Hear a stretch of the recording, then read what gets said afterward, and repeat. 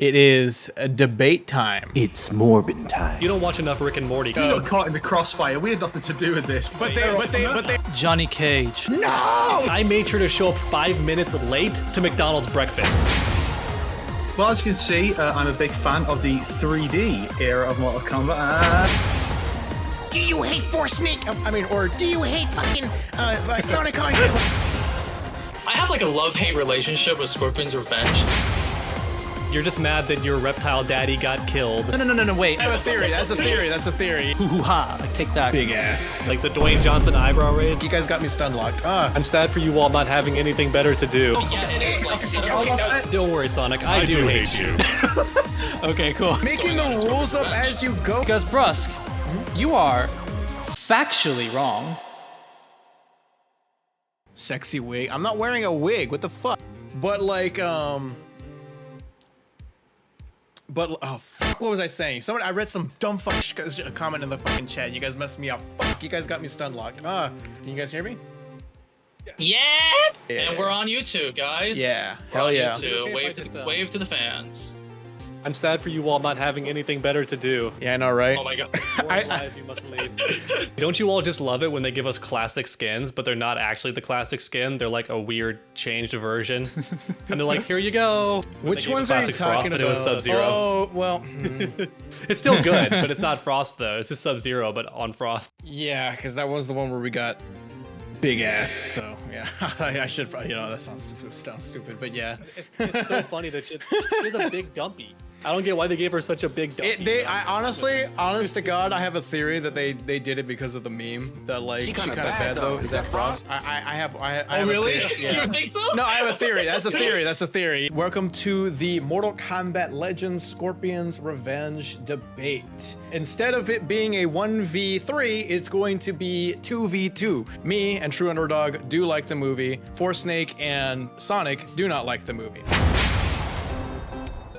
So just to get myself in the right state of mind and make sure that I was angry and disgruntled this morning, I made sure to show up 5 minutes late to McDonald's breakfast. That way I missed it, and now I'm like super upset. So I'm in the perfect state of mind, and I'm very happy to be allied with Brusk this time. He's a fantastic ally and a terrifying opponent, so I'm much happier to be on his side today. No one's gonna stop this deadly alliance, especially not some scaly and lore scholar, both of which don't even know Ermac's last name. Actually, it's 2 scalies, mind you. Oh. Sorry for not knowing your furry terminology, you weeb. You're the one who started this scale. I'm a weeb now? Okay. Well, as you can see, I'm a big fan of the 3D era of Mortal Kombat, which was when MK was good, unlike now, where anything that comes out is bad, like this new movie. I think anyone who likes this movie has bad taste. They may have some good taste somewhere else, but as far as MK stuff, bad taste. I cannot. I don't know where this bit's going. I'm just going to stop. Hi, I'm Snake, and I guess we're moving over to Brusk now, because I had a bit planned, but I forgot what it was. So, Brusk, please save me, please. Okay, so Snake, you did good. I understand that a lot of the things, especially in regards to storytelling, Mortal Kombat has just never been in a really great state. But after so many characterizations that were just either wasted or just never done right, Mortal Kombat Legends Scorpion's Revenge, I think, largely fixes that and kind of brings back the spirit of Mortal Kombat, like what Mortal Kombat is really about. I do believe that the movie does have problems, but compared to the good stuff that was in the movie, I think it is very minimal and not super counterintuitive to, or what makes it good. I didn't prepare for this opening statement, even though I said this is what we would do. But I'm just saying, in general, the good outweighs the bad. Is there bad? Yes. Can we talk about it? Yes. And will I acknowledge it? Yes. But I think overall it does more good than bad. I remembered what I was going to say. Oh no. No, oh my god, no. No. It's okay. No. It's okay, Snake. Let me go first. I think everyone would expect us to go back and rewatch the movie to refresh our minds about what happened in the film, so we can look at it and say, well, I remember this now, I can say this about it. I didn't, because I don't want to watch the movie again, so I did what most people in the YouTube sphere do, and I rewatched someone else's video, which was Sonic's in this case, and I will now proceed to regurgitate his opinions as if they are my own. Because that's what everyone on YouTube does. I'm very touched by that. Thank you, my comrade in arms. Yeah, that bit was totally worth the wait. I apologize. All right, I guess that leaves me now. So I know we're supposed to be in a debate mind. We're supposed to be like hoo-hoo-ha, like take that kind of a stuff. But I'm gonna make this a little more sentimental because I kind of want to make this sort of like the origins as to how I met BruskPoet. So essentially, 2020, I kind of just knew BruskPoet because you did reactions to my MK11 Sucks videos. I've got that recommended to me and people sent me that. I was like, oh, that's cool. Big YouTubers reacting to my videos. I thought that was pretty nice. And then in 2021, after I released my Scorpion's Revenge review, I got a couple of comments of people saying like, yo, like BruskPoet and SonicHaXD are gonna have like drama. Oh, they got like controversies going on within them. It's like, back then, I didn't really know you. So when I got these comments, I was thinking like, are we gonna have beef or something? I wasn't really too sure. 1 week later, Brusk, you DM'd me and asked if you wanted me to like watch MK 2021 with you. and I was like, okay. And that's how I met you. I thought, oh, you're a pretty chill guy, and like it's actually quite nice to like hang out with you and all that kind of stuff. And so a year and a half later, here we are, gonna finally do the drama, basically. So I think Do this the is drama. Even back then, when you made the first reaction video, like I saw some of it, and a lot of the times I was just thinking like, no, like that's not what I meant, or like there's like a couple of things perhaps I didn't explain better. And I'm very excited that today I finally get to like show my part a bit more and like, explain it a bit better, so like we can come to an understanding a bit more like what you just stated. So Yeah, no, that's fine. That's fine. I've been waiting for this for like a year and a half, honestly. So it's an idea that we floated around for a while. But what I was saying is that here's one thing that I want people to keep in mind is that even though I would even when I watch like other people's videos and I like critique them and I say that's dumb, that's a dumb point, or I get mad, or like I'm just like I say anything, I don't hate the person. I don't hate you. All right, just because I think you said totally something dumb, that doesn't mean I hate you. A lot of people think that. A lot of people are commenting like, "Do you hate Force Snake?" Or "Do you hate fucking SonicHaXD?" Like, We're all friends here. We have disagreements about a lot of MK stuff. This is probably like arguably the most contentious thing between the four of us. Yeah. We might go, well, that opinion is kind of dumb, but we don't mean anything too harsh. Don't worry, Sonic. I do hate you. Okay, cool. You and your robot voice can burn in the Netherrealm, all right? You and your speak and spell. I'm trying to escape from that, but like my fans like that too much, so I just can't stop using I it like now. it too. It's fun. It's very fun. now that we got our introductions out, I think we should probably get started on the things that Sonic thinks that I got wrong, or because this whole thing started kind of just between us, and then you guys just came along because you know it would be. I grabbed them. Yeah, I was just like, let's grab them in for fun. It'd be a lot more fun. So like, yeah, like we got caught in the crossfire. We had nothing to do with this, but now it's been made personal. yeah. Let me start by saying this, essentially, like the positives of the movie. I think, like the action, the animation, the gore is excellent. Everything that I'm complaining about the movie has nothing to do with that. Like that is the best part of the movie is that. Do you agree with me on that, Snake, or do you have like a different opinion? I don't have an issue with the animation. I'd say it's fine for what it is. Maybe the highest praise I'm going to give the film, other than like some of the voice acting, but we'll see how it goes. I think you're both full of shit, Sonic. You're just mad that your reptile daddy got killed. What the I am complimenting something. You know what, Force Snake? You're just an angry old man, all right? I am. I'm an angry 30-year-old geriatric. This is true. 30-year-old just means boomer now in this age, this day and age, I guess. Oh, this back pain just showed up out of nowhere. That creaky sound the door makes, your bones will make that sound. Hey, remember guys when I said that I would keep tracking if we're going on tangents? I think this is the first. I think this is the start. All this culminates to at least a 5 out of 10 for me for this movie because of everything, all this positive, basically. I guess I'll continue now. Now we'll get to the. Well, we still haven't got. We still haven't got. Yeah, we need to get into something that we can discuss. Yeah, so like, cause like. Yeah, let's get into the meat now. Hold up a sec. I got my notebook here. Oh shit! He brought out the Steve notebook from Blue's Clues. Bringing out the notebook, guys.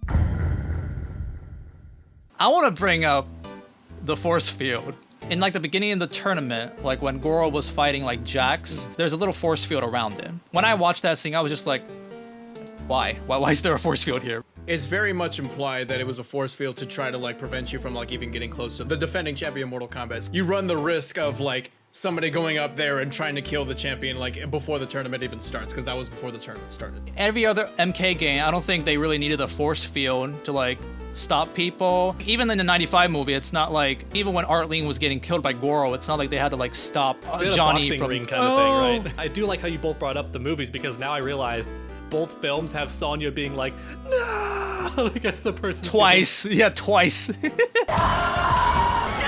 So that's why the force field had to be there, so she could bang on it and be like, no. Oh wait, she did it again in Battle of the Realms. No! Well, yeah, well, at least Sonya had a reason to say that, but like when Sonya was saying that to Arlene, like she had no reason to like say no, like that's Johnny's friend, not yours. We had dinner one scene. You see, Sonic, you don't watch enough Rick and Morty, because what actually happened was the force field expanded around the entire island, and then like a match in Fortnite, it was like slowly shrinking. Oh, that's the force field! Oh my gosh, that's the Battle Royale force field. I never thought of that. Yeah. Let's get into something a little more spicy. Raiden's not that great in my opinion. The concept of like this more emotionless, godly figure is cool. I like the concept of that. He's the mentor of like the Earthrealm like champions. But in my opinion, I don't really think he did like too much in terms of the guiding way. What he does in the movie is essentially he talks about the struggles that Sonya has and that Johnny has and how they have to improve it to Liu Kang. But he never mentions it to them. This thing that Raiden is doing is like, okay, cool. Literally, if you said nothing, it wouldn't have mattered then. I don't know. I don't really think that does much for like Raiden as like a mentor character. Well, first he plants the seeds into Scorpion's mind to change his Yeah. He deliberately tells him you are a free man. Like that whole scene is the only part where I feel like he really gave like a mentoring thing. But for like the other three, well, you can argue Liu Kang himself is completely just topped by Raiden. Throughout the movie, he was letting them do their own thing and really like intervening when he really has to. Yeah. But he's not like telling them exactly what to do. He's wise enough to know exactly where they're headed. Writing for Raiden must be really difficult, because theoretically he could solve most of the problems, even if he's not like fighting. He's been alive for so long, he likely has a good answer for like every problem you encounter, and he can teleport.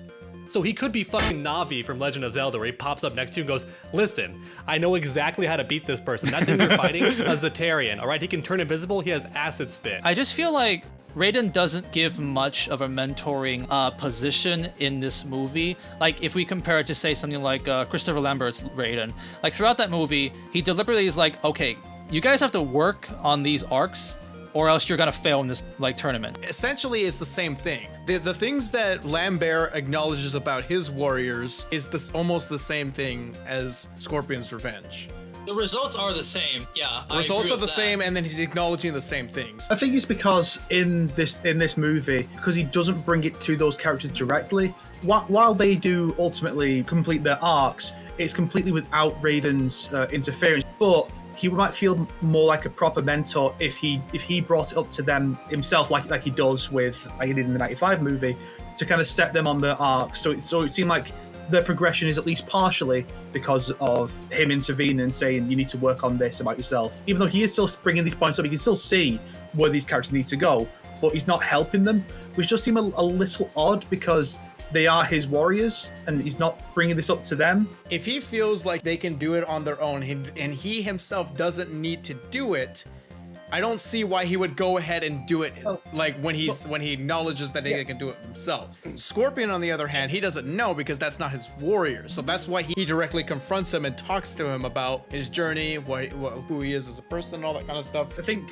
the direction Sonic and I view this from is if you're going to write it that Raiden can see their flaws and what they need to work on to get better, and you're going to have him actually acknowledge that within the film, why not write it in such a way where he does need to tell them? I think that they're opposites in a way, because Christopher Lambert's Raiden is like a normal cool uncle that has godly powers, whereas the Raiden in Scorpion's Revenge is really more like an actual god and protector of Earthrealm. He acts more godlike, interferes very little, because he knows that they're on track. It feels like it all makes sense to him. At the end of the day, he is a Thunder God and defender of Earthrealm. He's not supposed to be your life coach. That's not really his title. With Liu Kang, it makes sense because he trained him and like raised him to an extent. But everyone else, he's like, okay, did anyone mess up yet? Not really. Let them do their thing. And he knows that. I think this is one of those perspective things. Yeah, that was what I was about to say too. Different views on protagonist shit. Like with Brusk, it's clear his view is Scorpion is the main character of the film, so obviously the focus is on him. So as long as he gets that attention from Raiden, it comes across. Whereas for the two of us, I think it's more like we view it as, because those three as a group do get about as much screen time during the tournament as Scorpion. Yeah. So for us, it feels more like a split. They still have those arcs that they had in the '95 movie where they were the main characters. It's kind of an expectation that they will receive that same kind of focus and treatment, but they don't. I'm not saying either way is necessarily wrong. It's just, I think this is just one of those things we'll have to agree to disagree. You two think that Raiden has done enough, or me and Snake think he needs to do a little bit more? I mentioned that one scene where Shang Tsung is like, oh, got these black dragons coming on in, and they're gonna attack the main characters. And Raiden's like, how dare you? But I'm not gonna do anything because, like, I can't. But you remember what you said, right, Brusk? I do remember what I said, yeah. that Raiden has the ability and the authority to come in and just fry those motherfuckers up because they're breaking the rules, and Raiden can just intervene and just do that without any repercussions. You know why? It was because Raiden had faith in the heroes. Raiden had faith, like, you know what?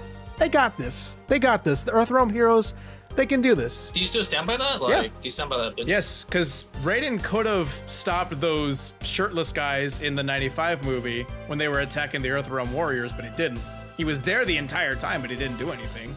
You know why? He's got confidence that Liu Kang and Johnny and Sonya have got it. They can take those guys. You totally can imply that, but that is definitely just an implication. I genuinely think Raiden wasn't able to do anything in that scene. They've shown that his role is that he can do something. He goes in and he slaps Goro because of the whole like barbarism. But that's before the tournament. It's implied that his role is to interfere. Well, the interference with Goro, he does outright say the tournament has not started. You are not to interfere in the tournament. I was unaware the tournament had begun. And that's how it's been throughout the whole entire MK series too. Raiden hasn't interfered in the tournament because that's like the rule. No, that's not true. Raiden interferes in the '95 movie. Scorpion and Sub-Zero are attacking the Earthrealm warriors. That's before the tournament. But that's his job. His job is to make sure that those motherfuckers appear at the tournament. So all the stuff outside of the tournament, like the Scorpion Sub-Zero thing on the boat or the Goro thing in this movie, that stuff perfectly able to do that because it's not in the tournament. That's not him interfering with the tournament. He's preventing interference in a way. But it's still cheating. Like, that's still against the rules of the tournament. If they're chosen and the tournament hasn't started yet and you're trying to kill them before the tournament starts, that's against the rules. Not in 2021. I've come to claim your world. Well, yeah, 2021. Yeah. That's not, yeah, of course. What I want to see now, then, in a future movie, I want to see the Black Dragon storm the beaches, right? And then Raiden going like, oh yeah? Uno reverse card and a bunch of special forces just show up on the other side of the beach. And just like, they're not for the tournament, they're here to kill your guys, Shang Tsung. It's fair. I think it's a bit too ambiguous in the way the moment is constructed, and I think if they had been more explicit that Raiden is confident in his warriors, then this just wouldn't be an issue at all. So it's not that you're wrong or anything, Brusk. It's just that we think the film could have been a bit clearer on that, just to avoid any confusion. We're debating, so we're not necessarily saying who's right or wrong, but I have a very strong feeling if you asked, like a lot of other people, if you asked the developers of MK, that can Raiden like interfere if he saw like Shang Tsung cheating and stuff like that, can he like interfere in the tournament at all? I feel like they would say no. NetherRealm writers probably would say no, because Shang Tsung does cheat and starts like making the rules up as he goes in MK9, and Raiden never calls him out for it. And that's a writer problem, and that's a problem on the writer's fault. But if you ask Tobias, 100% he would say, yeah, Raiden's there so he can keep Shang Tsung from cheating. But because I was just thinking in MK9 when Khan kills Kung Lao, Raiden is ready to attack Khan. So is that because Khan has cheated, so Raiden is about to interfere? Is that just him being angry? Is it because he is allowed to interfere to counteract cheating. I actually thought that scene was like he was about to break the rules because he was really mad, but then he saw Liu Kang fighting, so he's like, okay, I'm gonna stop now. It could go either way, but I think the thing that's an implication. The thing with Shang Tsung and the rules is that I don't think he is breaking the rules. I think that the rules are just incredibly poorly defined and kind of always the rule. been. Yeah, in MK9. The rule wasn't broken, technically speaking. Yeah, but this movie, the Black Dragons could come in because they weren't part of the tournament. Are you accusing me of something, Lord Raiden? Even I am not so bold as to anger the elder gods in such a way. Shang Tsung has the worst lie, the worst excuse possible. Oh, they're not part of the tournament, so it's completely fine. Fuck off, that's bullshit. Everyone knows that. Well, yeah, but he was. That's the point. I think That's Shang also the knew. point, yeah. I think Shang knew he was bullshit. I mean, Cheeky little bitch. that nuclear missile on the way, that's not in the tournament. This bonker, nuclear bonker Goro's hiding in to not die in the nuke, that's not part of the tournament. Like, how far does that go, Shang? I think we could start with the fights that happened in the tournament. I will say this, after watching or going through the Johnny versus Baraka fight again and again and again and again, I don't dislike it as much as I initially did. Like, yeah, Johnny never hits him, but I get that's the whole point of the fight. Like, that's how they're trying to make it a fight. Like, oh, Johnny can't get hit. Oh, Johnny is trying to dodge, and he's trying to he still feels like it's acting, I guess. And again, the animation's great. Like, watching Baraka destroy the whole building was great. To me, the biggest issue of that fight was the ending. That sullied the whole thing, in my opinion. Where Johnny flips the bird. What does he say? Eat me, Buttercup. Woo! And then flies off the building all the way down 10 stories. Catches a tree, completely fine. And then Baraka just walks up and dies. I felt like that was a pretty lame way to end it for him. Yeah, but you didn't see a body, so he swam all the way to Battle Realms. And he shows up. Yeah, he shows up in the next movie. So yeah. I don't. No. Wait, I'm pretty sure that wasn't Baraka in the first movie, though.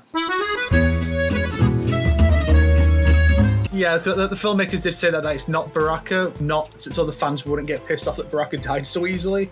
But then, they have a character with the exact same design in the next film. Yeah. And Johnny's like, hey, it's pretty much Baraka. Yeah. It doesn't matter. It matters a great deal. Let's move on to the Reptile Sonya one. My main gripe with that fight is not because Sonya one-shotted him. I'd like to make that clear because I felt like that was the biggest implication you got from that fight, Brusk. Because I was I mentioned, you just get one shot, it ends it. That's not the biggest issue. My biggest issue was Reptile sucks on purpose. That's I'm not just saying that because I'm a Reptile fan, by the way. No. When I was watching the movie with my brother, we were kind of rooting for Baraka. Yeah, Baraka, fuck up Johnny. Let's go, Baraka. Is it wrong that I'm actually rooting for Baraka? Go, Baraka. Get him. But when we were watching the Reptile fight, Reptile has the abilities, he's just not using them. I know. He had to tease her in the beginning instead of this. He's losing more because of his own faults than Sonya. It felt like the player one controller was given to a little brother or something like that. It's not given to a professional player who knows how to play Reptile. It initially comes up with a lot of fights where one character is just clearly so dominant in their abilities that the other character can either win by pulling some bullshit out their ass, by playing smart, or by the more powerful character just fucking up. And the ideal is that the character will just be smarter, that Sonya would play smart. I wonder if this scene was constructed to be like Predator. It was. You get some kind of definitely. Yeah, totally. The eye flash was definitely the vision. Oh shoot! That film, Dutch has to be smart in order to beat the Predator, where Sonya just kind of splash water takes advantage of Reptile's stupidity, but it almost doesn't come across that that's what's happening, and it's more just that he's a complete dumbass by mistake. He's got a lizard brain. He's got a dummy lizard brain. He's a dinosaur. Animal he's brain. stupid. It's maybe an issue of conveyance. The fight was really fun and entertaining. I think the issue is that Reptile's toolset is a really OD toolset. He's got a lot of stuff that would make him beat most people in a fight if you think about his tools. Obviously, he doesn't even need anything else. He doesn't need his ass hit. He doesn't need whatever the fuck.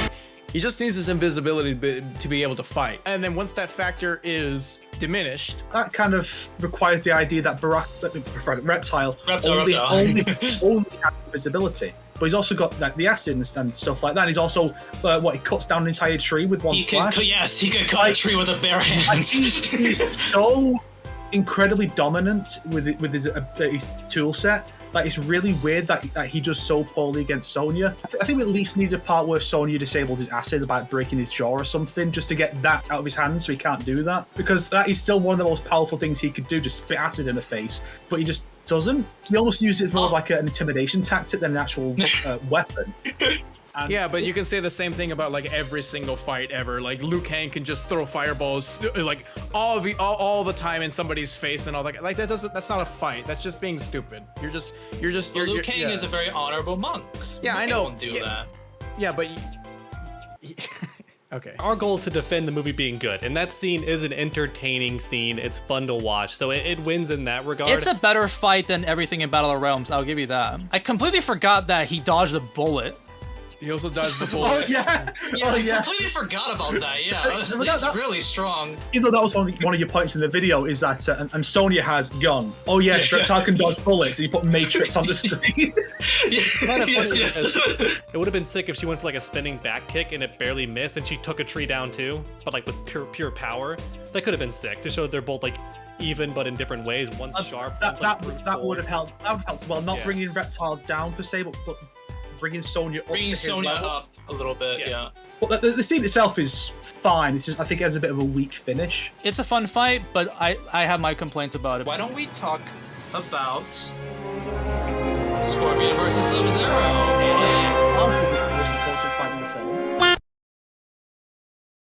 I didn't really touch too much on that fight. I just thought it was fine. It was whatever. But Snake, my buddy over here, my comrade in arms, oh, he hated that shit. Oh, so I'm on his side right here. So we're gonna be supporting him all the way through this argument. Let's go, boy.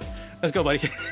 I feel like that fight was not long enough, because this is what the entire film up to this point has been building up to. Like, at least what he thinks. At least what he thinks. What Scorpion thinks. The big fight is Goro and Liu Kang, obviously, because it's the tournament, and Scorpion. And Quan Chi, yeah. But it was like up to this point, everything's been building up to this, and I feel like it's so weird that Sub-Zero has like 4 lines in the entire movie, and like 3 of them aren't even him. I didn't know he had a single line as real Sub-Zero. Does like Bihan have an disregard actual the tournament to Kano. Oh, okay, good. At least there's something then. I thought the eyebrow raise, like the Dwayne Johnson eyebrow raise, I thought that was all he did.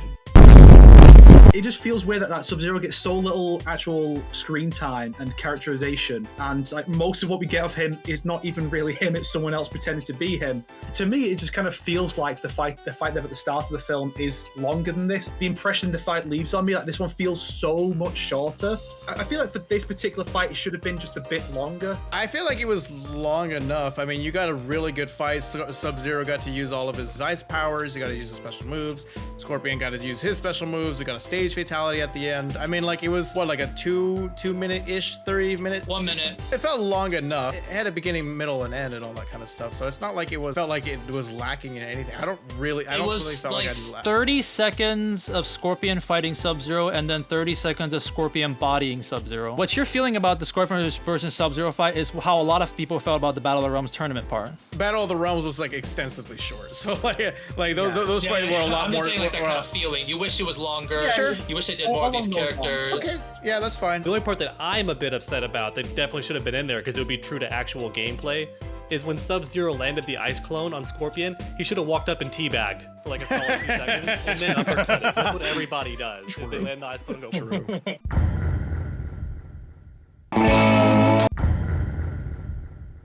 I made a joke saying like, Quan Chi, your warrior from Netherrealm, is proving to be quite formidable. Yes, that warrior of yours, who is killing my Lin Kuei ninjas, is doing such a great job. When I bring up the Lin Kuei, you state that the Lin Kuei are not on Shang Tsung's side. Where do you get that from? Because like Lin Kuei are from Earthrealm, so if they're in the tournament, they're probably from Earthrealm, right? In MK1, Sub-Zero's there to assassinate Shang Tsung. In MK9, the Lin Kuei have been hired by Shang Tsung to assassinate Earthrealmers, and this film clearly draws more from MK9 than MK1. When Shang Tsung says he's killing my warriors, I don't think he's referring to the Lin Kuei. We see him defeating the That's Lin what I Kuei. said, by the way. That's my quote. That's my quote, not the movie. Shang didn't say that. That's just he just says your warrior is formidable, but then Sonic brings up the point. Yeah, formidable against Shang Tsung's dudes. Why do you think Lin Kuei are not working with like Shang Tsung? Well, the Lin Kuei are from Earthrealm. If you're from Earthrealm, then you would work for Earthrealm. Well, then isn't Kano from Earthrealm? Okay, hold on. Kano and MK1 is still working for Earthrealm. Now, Kano's not a good guy. He was just chosen. Well, that's things like that. In MK9, we have the Lin Kuei directly trying to kill Earthrealmers for Shang Tsung. Yes. Even though they are still. The point is the rule about you having to fight for your realm is not confirmed to be in play in this movie.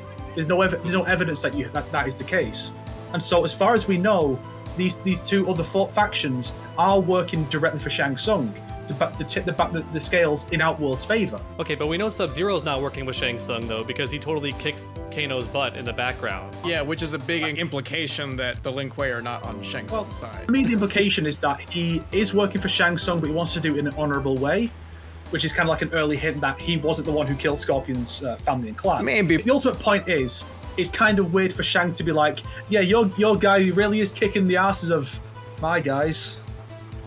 But the only people Scorpion has fought up to this point in the tournament are Shang Tsung's guys. That we see. The only time we ever see him like kicking ass is against the Black Dragon and the Lin Kuei. When he's up against the Lin Kuei, like I think those would be against Earthrealmers. I can't laugh yet. I've got to hold it in. I don't think the Lin Kuei are working for Shang. Pretty sure they are. How? Snake, Like, wait, Snake. Snake, hold up a second. Hold up a second, boys. Honestly, this debate could be solved within a fraction of a second. Okay. I just wanted to see what you guys can come out of your asses because I thought it'd be pretty entertaining. Because Brusk, you are factually wrong. Okay. I guess I am too then.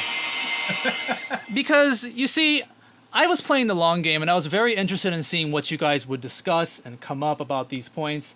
But I have proof that the Lin Kuei were working with Shang Tsung. Okay. Because Jeremy Adams said it himself. Is that the writer or what? Yes, in the same interview that there was the Nitara confirmation and saying that Baraka and Reptar are in the MK1, that interview... One thing that was interesting was how Sub-Zero was written. Why is he fighting for Shang Tsung in this? Sub-Zero is a paid warrior for Shang Tsung. They're still paid warriors, and I think he, in this particular instance, didn't know necessarily what's going on. He says that Sub-Zero is working for Shang Tsung. Sub-Zero, Lin Kuei are working for Shang Tsung. He specifically states that. You can look up the interview. It's about like at the 1 hour mark part. He specifically stated that, yeah. It's refuted in the actual scene though, because he yeets their leader over like... Yeah. Jeremy Adams also answered that too, by the way. Snake, what'd he say? you're right. He specifically stated that... You know, on the other hand of this, you have Kano, who literally hires out people to assassinate the warriors, by bringing in the Black Dragon. And then Sub-Zero turns to him and says, you've dishonored the tournament. Right. So you have these two characters that seem to both be working for the bad guys. One of them has honor to him, and then Kano has none at all. That's what I always felt about like some of these assassins. I do feel like they're assassins, wink, wink, but they also have a code of ethics. I had to give Sub-Zero some love. You know, it's like, all right, you got too far. You know, you can't do that. So. They are on the same side working for Shang Tsung, but he just doesn't like the way Kano compose himself. Yes, and Jeremy Adams specifically stated that. This whole stupid debate about the fact is, yes, Shang Tsung is weirdly praising Scorpion for killing the guys that Shang Tsung has hired. I don't actually believe. Honestly, we'll probably agree to disagree. I don't actually believe that Jeremy Adams like intended to write the Lin Kuei working for Shang. He may have just came up with that answer on the fly. Either way, it's your words against the writer. Sure. That's how it ended basically. Before we continue, you guys want like a little bit of a 5-minute break, get some water or something? Okay. We have been going for 2 hours. Pee break. Okay. Sure. Now that all those losers are gone. Look at Sonic with his shorts. So how are you guys? I'm good. I just released a Persona 3 visual novel, if anyone's interested. Okay, I'm back. I was trying to entertain the audience and shell my latest work. Oh. You got your plug your shit up. All right. But it was funny. I saw that Sonic was wearing shorts, and that was hilarious. Are y'all making fun of me for my sweatpants? No, we were making fun of Sonic, not you. Okay. Yeah. Do you like my extremely long dildo Long that I have schlong, here? yeah. Oh shoot. Now people will see that I'm not wearing long pants, damn it. Yeah, we saw you wearing shorts. That was funny. That would be great. That was such a good alternate costume for Reptile. He's wearing shorts. Why has Reptile never had a skin where he's in booty shorts? He has that in Deception. Deadly Alliance, he has that. Yeah, I thought, Deadly Alliance, when he's like full on dinosaur and like rags. I just want full-on lizard boy Reptile, and all he's wearing is jorts.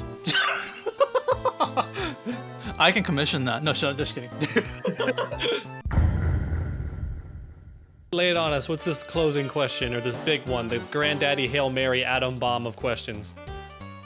Johnny Cage. You're in the cage with Johnny. The kind of character Johnny Cage is he's a balance between asshole and being funny.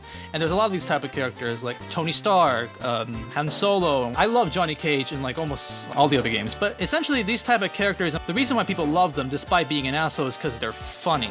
If you have that thing to balance them, people are gonna really like this character. Again, this is the subjective part because I know a lot of people also do like this version of Johnny because they think it's funny, but because Snake and I don't really think he's funny, all we're gonna see is his asshole side. You're not treating Sonya that nicely. His actions feel not like funny, but just feels like he's being a jerk. The other thing I wanna mention about Johnny is even MK9 Johnny. There is that fish out of water like situation with him that makes him kind of relatable. You're kind of like seeing it through his perspective, like, oh, what's the MK world like? And I really didn't get that with this version of Johnny because all he does is crack jokes. I don't really feel anything relatable about this character. He's always, but he's always questioning exactly what's surrounding him. He's actually not sure exactly what's going on. It's up until he's saying like, this isn't some sort of like a movie set. This is like a, this is the real thing and all that kind of stuff. So like, and he jokes when he says that. This isn't some sort of movie. Maybe a snuff film or something. I don't know. And I don't really think that's like really relatable. And I find that more just to be like, oh, he's trying to be a comic relief. He just keeps cracking jokes. Because he still thinks he's on a movie set. He still thinks he's on a movie set. Well, even after that, he also still keeps cracking jokes. Like, do you want him to stop like making jokes?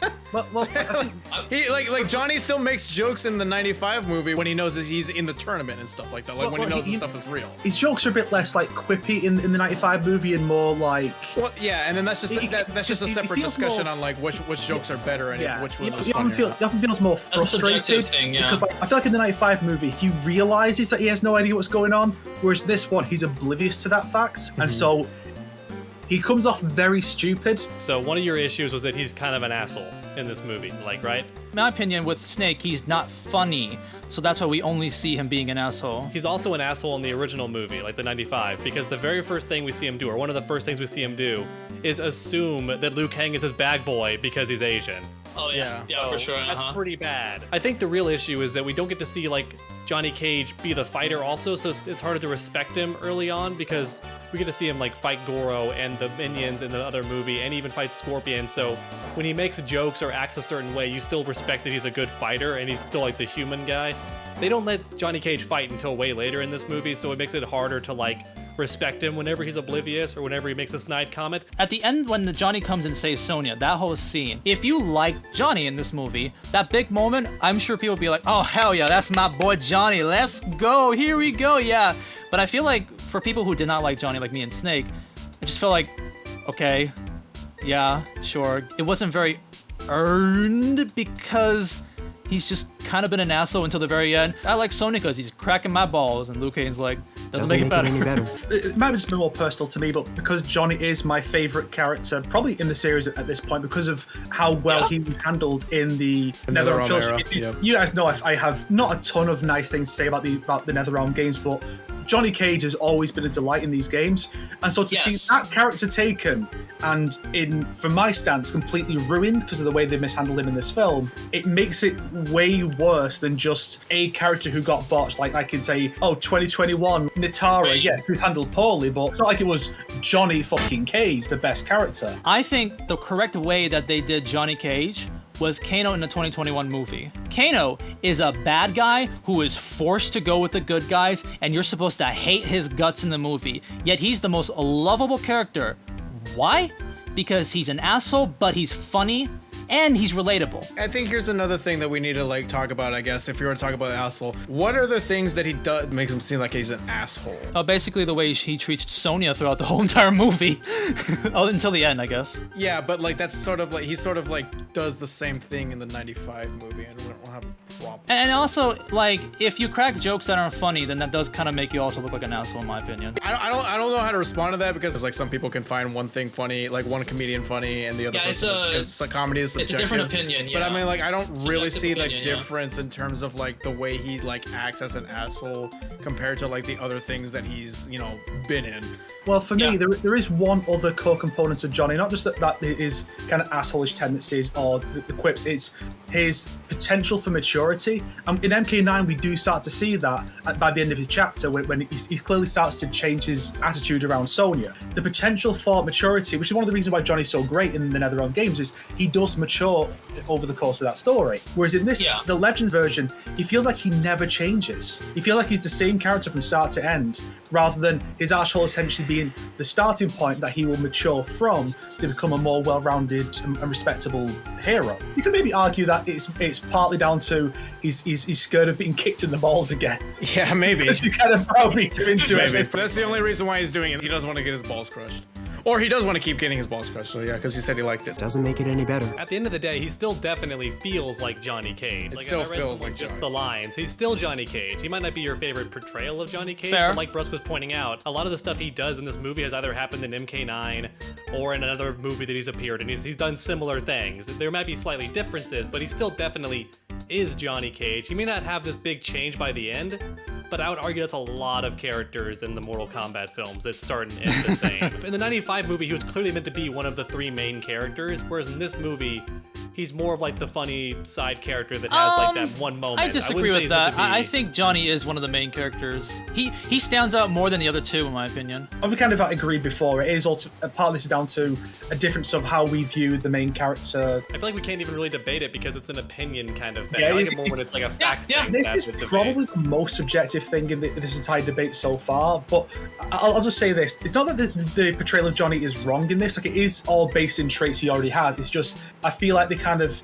exaggerated a bit, took it a bit too far, like in like the past version MK11. For me, that doesn't feel like Johnny because they kind of stretched those traits a bit too far for me. But hold on, I saw this dumb comment. The problem is the characters, Johnny's personality shouldn't be the funny guy. What the fuck? That's his entire point. That's the point. The entire part of the fucking goddamn character. He is the funny guy. What the fuck are you talking about? That is a pretty motherfucker. I'm gonna ban that guy right now. I'm gonna ban him. Unless you add somebody like Wright Cho to be the comedic relief, then someone's got to do it, and Johnny's the best like fit for it. I get that he can be serious sometimes, but like if you don't have someone else to be the comedic character, then like it's got to be Johnny. Unless Wright Cho comes in, oh, hello everybody, we going to drink some.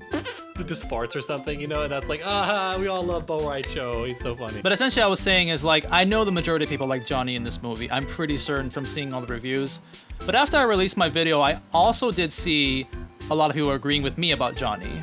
So like, I do think there are two opinions about this. They may have disagreed with it because they saw a YouTuber say it, so yeah. But like, come on, bro, come on. That's a cute opinion. Did a YouTuber give it to you? I saw that before, yeah. I'm gonna throw in the Shang Tsung one. Shang Tsung needs to be the final boss of the fucking Mortal Kombat tournament. How did they put Shang Tsung in a movie and thought, yeah, he doesn't need to fight. He could just be there as like a host. In MK1, he is the host. That is his role. The only reason you fight him in MK1 is because in the story, Liu Kang chases him down because Shang tries to bring down the whole island, trying to kill the Earthrealm heroes after they have been declared the winners. My main argument is not the fact that Shang Tsung is supposed to be like the champion of Outworld. Yeah. That was not my point. Throughout the three examples we have of like the MK1 story, MK1, who's the final boss? Shang Tsung. In the arcade mode. Yes. MK 1995, who's the final boss? Shang Tsung again. Of course, that's because he did cheat the rules and stuff. I'm not cheat, but he did like arrange the rules. And MK9, it's just completely retcon that he is the champion of Outworld. Now, because of these three examples for me, and I'll admit, This is definitely much more of a personal rant. I don't know if you guys felt this when you watched it, but when you saw Shang Tsung in the trailers or when you knew he was in the movie, did you feel like he was gonna fight? Or did you feel like he was just not gonna fight at all? Because I had the implication that I mean, he could. We're gonna see him because we expect that every time. We always see Shang fight. I think because that was his role in the games, and that we've always done that for the MK1 tournament, it would just make sense for him to fight. We expect that because we always see him fight, like in every like MK1 adaptation ever. Yeah. You expect it so much that you might not even register that you expect it. Like I'd never really thought about it, but I probably would expect it. But yeah. It never occurred to me because it's just so obvious. I feel like I could have conveyed that rant much better. Thinking about it now, my biggest issue with the movie is not Shang Tsung. Like, yes, I think he was betrayed. You did a big old fucking rant about it. You brought out your fingers for that Shang Tsung point. Yes, yes. That's the finger cam moment. Yeah. That's why I was like, you can see the finger cam here. I was a bit disappointed he didn't fight, but I knew he wasn't going to when I saw how messed up Liu Kang was during the Goro fight. It's not his place to fight in the tournament. He's not. He's a host. He's not a fighter. Brusk, let me say this right here. A lore accuracy speaking, yes, but from the fact that we've had 3 times and the fact that it's Shang Tsung, that was like my grudge. But he is the final boss of MK1. He's the final boss because that's for story reasons. It's not because he's the final boss of like the tournament. And so when you win the tournament, but he is in the game. Kind of. I'm not arguing lore. Yeah. I'm just saying. Yeah, I know, but we're talking about a movie with a story. You can fight him is more just like a personal thing for him. Like it's not like it's personal. Like the tournament is over once Goro loses. Like that is just the way that goes. Yes. So and I'm not arguing about that. It's just a difference of opinion. Like with Brusk, it's like that's just an extra thing for this one character. He's not the main character here, therefore it doesn't matter. Whereas with Sonic, it's like that's the tradition of the MK1 narrative. Which is true.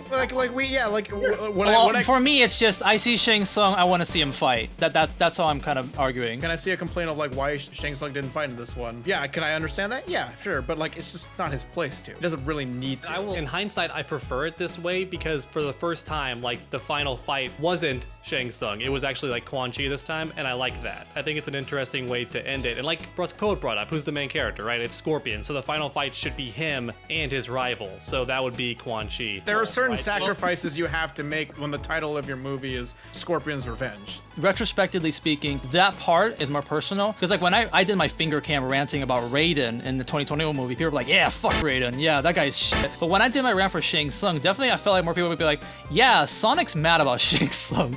Like let's watch Sonic be mad about Shang Tsung. I don't know if a lot of people agreed with me on that, but they enjoyed the rant more because I was just mad about it. But in hindsight, my bigger issue is not really Shang Tsung. It's the scene that got me to rant in the first place. I want to talk a little bit about Goro's death. What do you guys feel about that? I mean, should there have been like where he like hits him in the back? Yeah, sure, probably. I like this movie. Doesn't mean I like the fact that Scorpion killed Goro. I mean, like, honestly, I don't think it would have been that big of a deal if, like, Goro, like, at least had, like, another fight scene with, like, with Scorpion. I've just learned to live with it, so I don't think I'm gonna really disagree or anything. My slight issue, not slight, really, but my issue with that was, okay, wait, but let me first little backtrack here, because I think you just mentioned this previously, but you stated that if you fight Goro, it's a free-for-all. Yeah, once you get to the point where you can fight Goro. Are you saying it can be like a 2v1 or a 3v1 if it wanted to be? If it could, yeah. Because Liu Kang specifically stated the rules state single-handed combat. The rules state that it must be single combat. That's why when Scorpion kills Goro, I was kind of pissed off. Yes. You were pissed because Goro died by one shot, not because of like my rules. It's because it's the rules that really pissed me off. I stated that in my review too. I don't know. Honestly, I think you're bullshit. No, I'm just kidding. It can't be single-handed combat because it literally turns into a battle royale. Yeah. The reason why they didn't have single-handed combat because the Black Dragon aren't part of the tournament. These lads aren't here for the tournament. They've been paid to kill you. But on top of that, I mean, like the setting itself, they're all just able to roam around. So it stands to reason that at any point during them just roaming around, they could have had a 2v1 or like a 2v2. There's nothing stopping it. It's not like in the actual games where it's clear, sanctioned. Here's everyone watching. It's these two people fighting. In that movie, they legit have just 10 people wandering the forest at one point, and they can all meet up and fight. And it's possible that it is single combat up until the point of where you fight the champion. But at the same time, Scorpion was representing Outworld. So he becomes becomes the new champion, single combat between somebody who's of the opposing team, maybe that's the thing. There's like wiggle room you can work around that. And that's the thing that I take issue with. Everything you stated, great interpretation. It's never explained. You only can interpret that. Here's one more example then. Keep in mind, Shang Tsung is the host of the tournament, right? Shang Tsung is hosting it. He, up until that point, like, he's shocked that Goro was killed by Scorpion, but even, like, Liu Kang is looking up at Scorpion, like, with no energy, thinking, like, oh, he might just kill me now and claim the tournament for Outworld, who is working with Shang Tsung up until this point. So I think Shang Tsung was still like, well, that's against the rules, but I'm the host and I'm not gonna say shit because he's probably gonna kill Liu Kang right now, which, like, still a W. Like, I want their greatest warrior dead. So that could be why he didn't that's what say they go anything. with, basically. He's even shocked when Scorpion goes like, I forfeit. He's like, fuck! But when you say things like it's not explained, it's pretty much implied. If I was able to watch the movie and come out without interpretation, it's because the movie did a good job showing, not telling. True Underdog just stated that this is a battle royale, but it's not like they stated that ever. The only line I have is Liu Kang saying the rule state's supposed to be single-handed combat. Yeah. And that's why I believe that even though they're on the island, I still think it's still 1v1. It's probably single-handed combat between one person versus another. Like one team versus another team. But if you're on the same team and you kill someone, I don't think there would be a rule against that. I don't know. I think it's thinking a little bit too hard on it. Exactly, Brusk. That's why I feel like when you turn your brain off and watch this movie with all the fights, not that many issues. But if you really think about it, well, but it's not. I think you're making. But I think you're making issues. You're making things issues when they're not really issues. Is that really an issue? Not really. I mean, Goro died. So I'm with Brusk here. I understand where you're coming from, though, Sonic, because like it is nice when they actually explain stuff. But I also am a firm believer that not every single thing needs to be stated, because then it becomes like a shonen, and that can be really annoying when characters reading a like book. expressly state everything. And also keep in mind, you said Liu Kang said that rule, right? Yeah. But Liu Kang's not the host. He's just one of the competitors. Like, he doesn't decide if it's a rule break or not. Shang Tsung does, I suppose, or like the hosts do. So Liu Kang might believe that's how it's supposed to be done. But Shang Tsung's shown that he's like willing to cheat, and he's like already sabotaging everything with the Black Dragons. You've been a bit too lax with the idea of the rules. Like, I feel like the rules need to be clear. I know you don't want to be over-explained, but I feel like the film doesn't explain it anywhere near well enough. If fights between like 2v1 something were fine, why does the film not show that? Why are all the major fights 1v1s? Other than when random guys show up to interfere with the tournament. Why Sonya versus Reptile, not Sonya versus Reptile and Nitara? Just to show that that is okay in the tournament rule set. But that's two people on the same team versus another person on the other team. So you're saying that it's okay to gang up on people on your own team, but not people on the other team? I don't think the rules are probably written in a way where they would think that would happen. Well, you say that, but you have the Lin Kuei and Black Dragon showing up and like... Again, I'm probably going against the writer. I don't think they are for Outworld. Scorpion killing the Lin Kuei is just him going up against Earthrealmers. Scorpion is on the side of Outworld, so he's killing the opposing team. There is no rule breaking there. Okay, so you're saying that it's okay to kill your own team, but if it's not okay to gang up as like against another team. Yeah, what BruskPoet is saying is that it can't be 2v1. Both Goro and Scorpion and Liu Kang, it's 1v1v1 because they're all like against each other. Yeah. It's just that Scorpion saw his chance to get the kill shot. And I would love if there was a line where it's like, oh, did you just stealthily kill him from behind? Yeah. Because I'm a ninja. Yeah. I feel like the fact we're having this debate at all is a sign that the rules of the tournament are really not explained anywhere near well enough. Because I don't feel there would be this much of a debate over the interpretation and the intentions of the rules if they were more cleanly laid out. We have like 3 interpretations about this right now, yeah. It's always been an issue with MK Media. No version has ever laid out the rules for the tournament clearly, ever. So it's not like it's exclusive to this film, but I feel like it is. Well, I think they did it pretty... I think there's more of an issue in this film than any other version, because there's so much shit going on and it's really unclear what is and is not allowed. This is probably the most clear time we've ever had like tournament rules established, like ever. Then I disagree. When I watched this, can you explain the rules? Can you explain the rules of MK9? But you can explain the rules here. You can at least get to a starting point and maybe like a gray area and then a beginning and then an end point. Can you?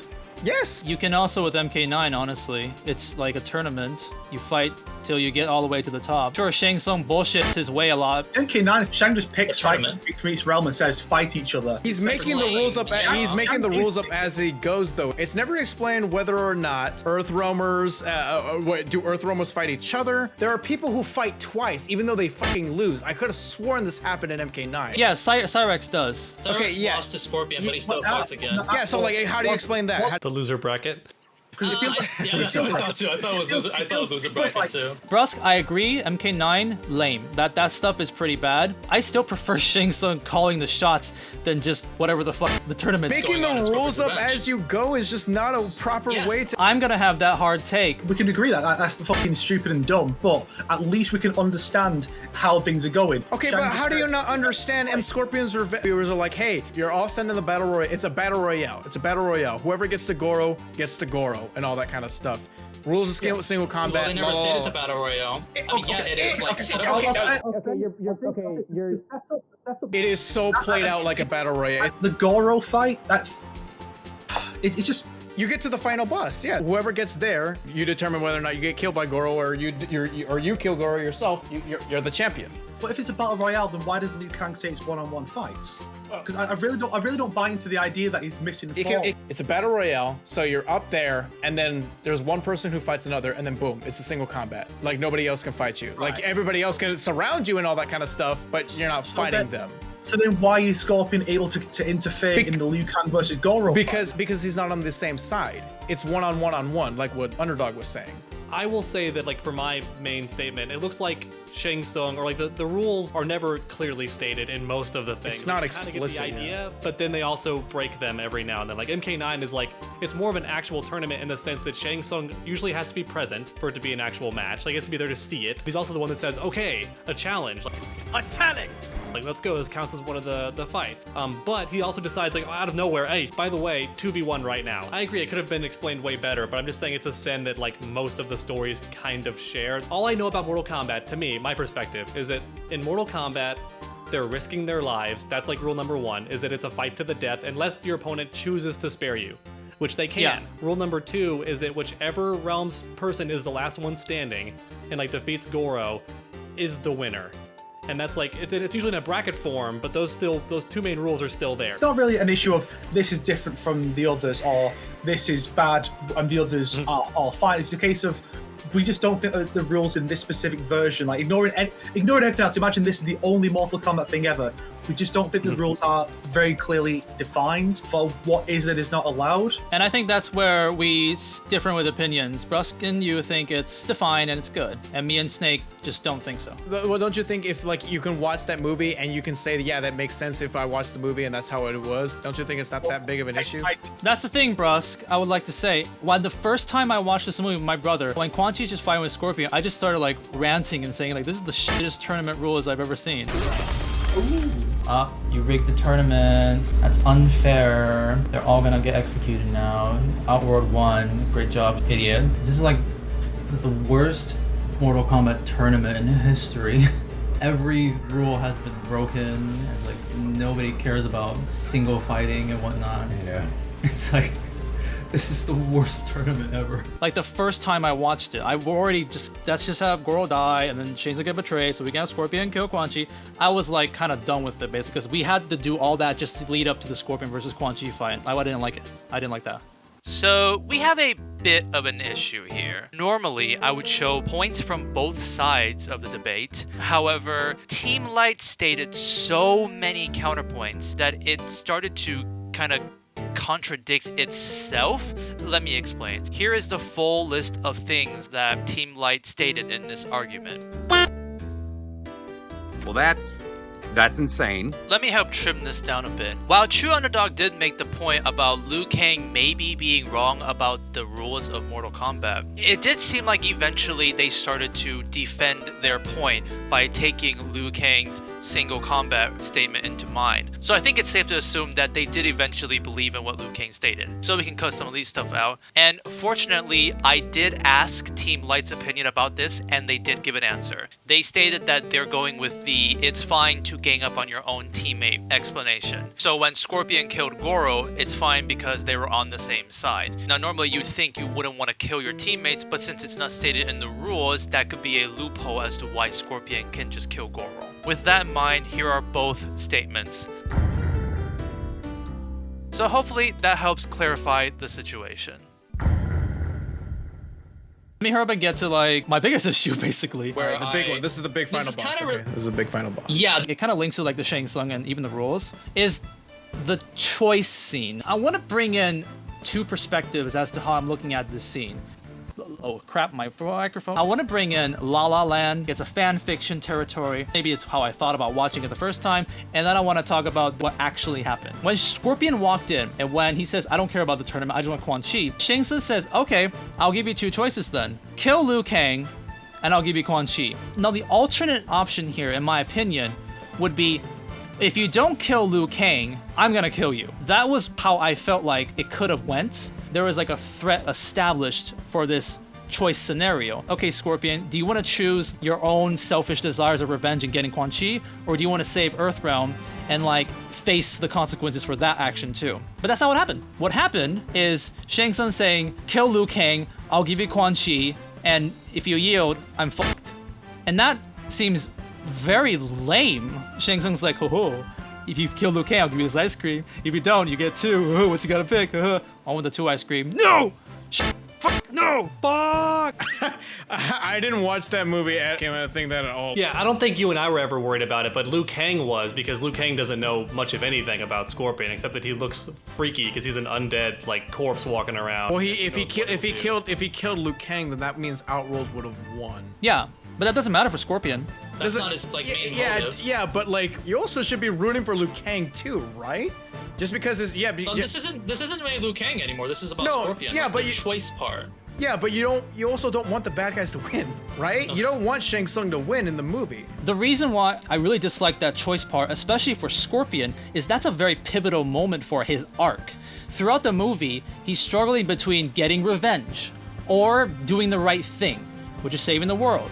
And that choice, if, again, we go back to La La Land, if there was a consequence to that choice, then if there's like a reason why, maybe I should consider like, oh, Scorpion has to make the right decision like thing. Because he's obviously gonna make the right decision because there's no threat or like there's no like consequences for like saving the world, you lose Quan Chi. No, there's none of that. Then of course you're gonna go with the better option basically. Because Sonic, you're doing a great job. I just wanted to say it from another perspective. What Sonic is trying to say, I think, is that Scorpion, if he does what Shang Tsung says and kills Liu Kang, he gets to kill Quan Chi. But even if he doesn't do what he says, he'll still get to kill Quan Chi. So it wasn't like there was much of a choice for him to make between revenge and saving the world or winning the tournament. Yes. There's a bigger picture in the story. Yes, he's gonna get his revenge either way. Like Liu Kang, Raiden, everybody else that we care about, they're all gonna die. So we should also care about that as well. It's a bigger picture. In Scorpion's mind, it doesn't really matter, but there's a bigger picture here with all the other remaining characters. And all the other remaining characters are, mostly the good guys. And we want the good guys to win. Yeah, but actually no reason for Scorpion to choose to kill Liu Kang because he gets what he wants either way, and sparing Liu Kang is the good thing to do. Where I think what Sonic's hoping for was that it would be beneficial to Scorpion personally if he did kill Liu Kang, whereas if he doesn't, that's no, because it would be like out of revenge. He's killing Liu Kang when he doesn't really need to do that, right? Oh, literally, why would he choose to? He could choose to kill Liu Kang, or he could choose not to. There is literally no reason for him to choose to do it because he gets what he wants either way. The only logical thing to do would be to say, well, no, I'm not going to kill him. I get what I want either way, and I'm just going to let the good guys win. It's like I stated, either one ice cream or two. There's nothing pulling him towards a decision to kill Liu Kang. We also see a scene of him kind of not caring for the Earthrealm, but he was fighting alongside the Earthrealm heroes. If he killed Liu Kang, I don't feel like that would be very consistent with how his character is played out throughout the movie. It's like there's literally no reason for him to make that one option he's been presented with. He's been presented with kill Liu Kang or don't. Either way, he gets what he wants. There's nothing at all pulling him towards that one option. A choice like this should have benefits in both cases that the character has to struggle with. But there is nothing dragging him towards that choice. It's like that's just clearly the better option. A good revenge story has to have consequences. It has to explain why is revenge bad.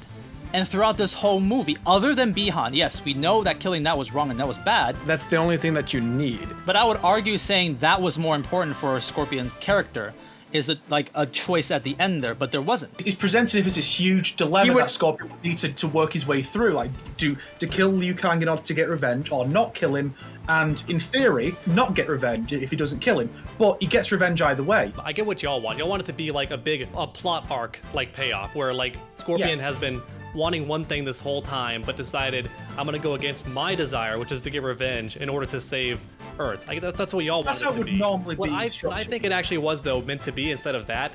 I think you're giving, unfortunately, a bit too much credit to the plot. I think what they actually wanted it to be there is that Shang Tsung got scared because he's like, oh fuck, like we're about to lose. So his last minute, like Hail Mary, desperate like toss was, okay, Scorpion, stop whatever you're doing because I have a deal for you real quick. Okay, I want to win this tournament so fucking bad because we need our 10 consecutive wins to invade Earthrealm. I know you want to kill Quan Chi.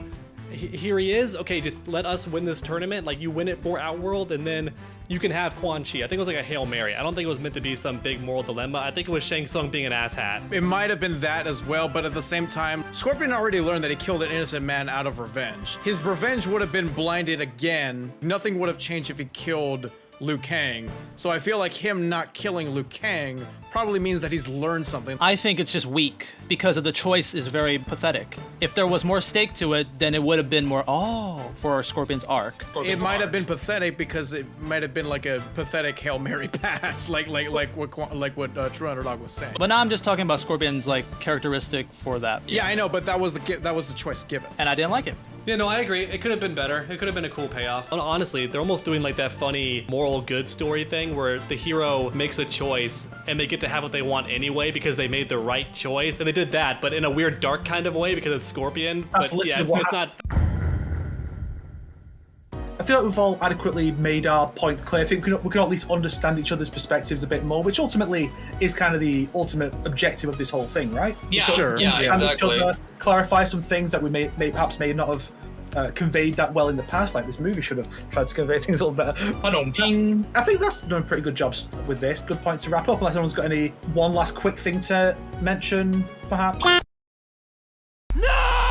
Honestly, I really did get like most of everything I wanted to mention. And in the end, it's just we're chatting. We're just debating. Yeah. People in the comments could argue saying who's right or wrong, but like people in the us, chat were not even fucking saying anything. They were fucking talking about MK12, so fuck those motherfuckers.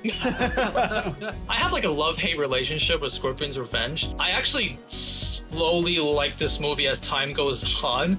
Every time I make an MK video, I will always somehow find a way to compliment Scorpion's Revenge because there are things in it that they do right in comparison. Even the 95 movie against it. Oh shoot! What the frick? Why is this microphone keep falling? The more adaptations that come out, the better stuff like Scorpion's Revenge looks, because like the newer stuff is just consistently worse and worse and worse and worse and worse.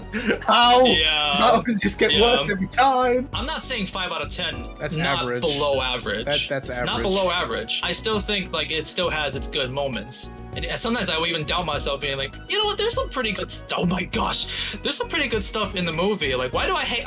Okay, I have my issues. I love it as a Mortal Kombat movie as a whole, and I love that it was animated. It entertained me the whole time. So overall, I still like it. I think these are fair points that it could always be better.